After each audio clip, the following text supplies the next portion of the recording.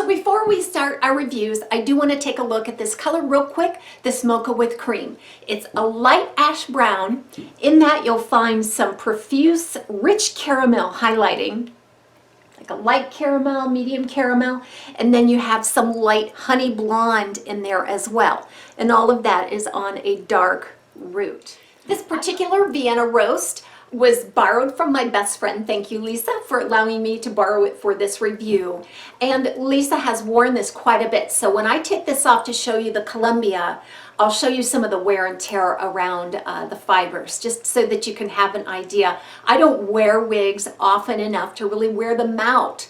And so it's difficult for me to show you this kind of thing without having a wig that's been worn quite a bit. Vienna roast has then about 9 inches here on the front side. So that's going to stretch a couple of inches below my chin.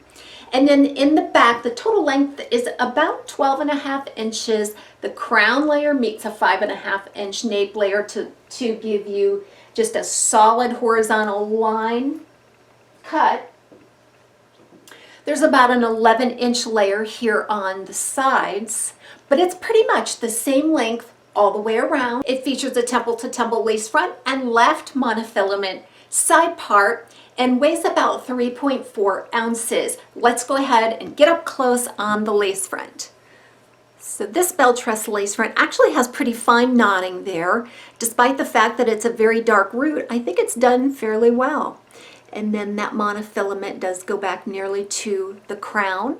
So the curl pattern here is a heavily deconstructed, very choppy wave that we're used to seeing in that cafe collection by Belle Tress. It does seem to be a little softer than some, and you'll notice that the shape of this style is very flat on top, and it's very flat until that profile meets about the ear or temple area, and then you've got this little bit of a flare here of body at the bottom.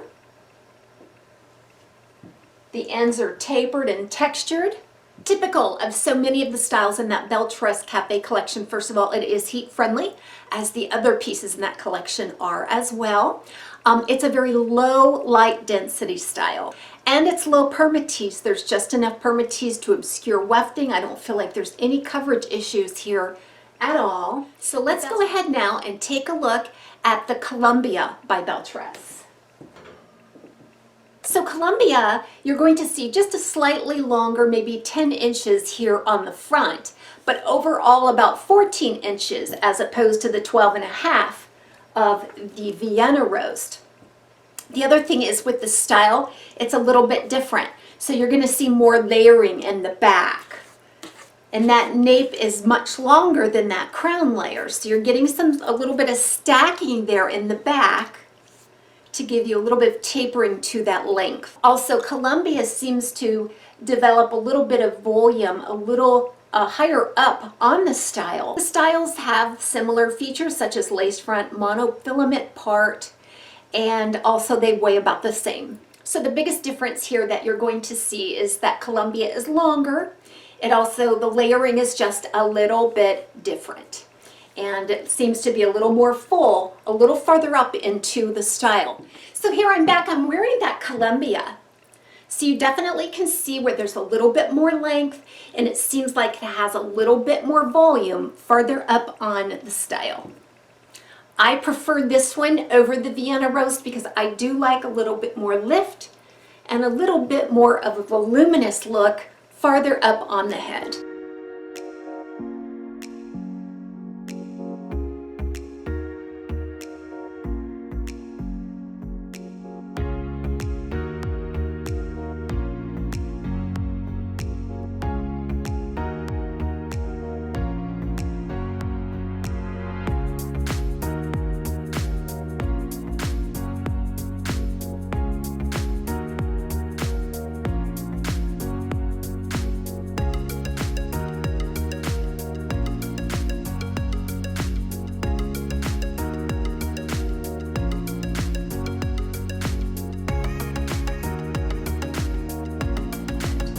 Here is the Vienna roast. Now when I talked to my friend Lisa, she said she has worn this about a month, And she doesn't wear it every single day, but several times a week. And already the nape is starting to tangle just a little bit. Now she does some nice maintenance on hers. So she's gonna wear this probably between 10 and 12 hours every single day. She's a bank manager, works long hours. And so when she gets home at night, she will detangle through this with a little bit of detangler spray and a wide tooth comb. But I can already start to see where some of those fibers are becoming a little stiff. The movement isn't as nice, and it's starting to fray a little bit on the ends where it's dragging the clothing and so forth. So let's take a look at the inside of the cap for Vienna. Sometimes I think when you've seen one of these lace front monofilament part assemblies by Belle Tress, you've seen them all. But this one seems to have a little bit of a finer grid, and the material is still a little less pliable than some. It's not extremely soft, and it's a bit shiny. It does go back almost to the crown there. It does not extend back into the ear tab. We've got a lot of knotting here on that ear tab though. Some really nice coverage. It's a closed felted ear tab. There's a standard nape on this one with bra strap type adjusters. Let's take a look at glasses. Glasses fit nicely between the ear and the ear tab on this style. There's very limited permatease and fiber right there at the temple.